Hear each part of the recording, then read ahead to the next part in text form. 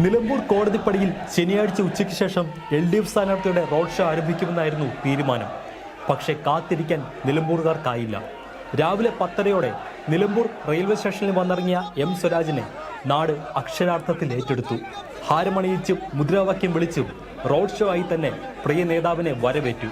LDF പ്രവർത്തകർക്കും അനുഭാവികൾക്കും പുറമെ വ്യത്യസ്ത രാഷ്ട്രീയ നിലപാട് സ്വീകരിച്ചവരും സ്വരാജിനെ കാത്തുനിൽക്കുന്ന കാഴ്ച നാട് നൽകുന്ന അംഗീകാരത്തിന്റെ തെളിവായി.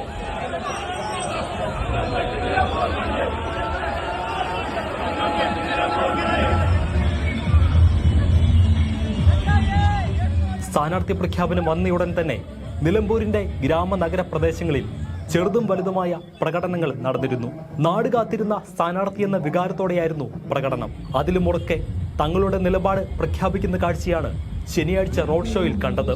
ജന്മനാട്ടിൽ സ്വരാജ് പോരാട്ടത്തിനിറങ്ങുമ്പോൾ ചെറുതല്ലാത്ത ആവേശത്തിലാണ് നിലമ്പൂരുകാർ.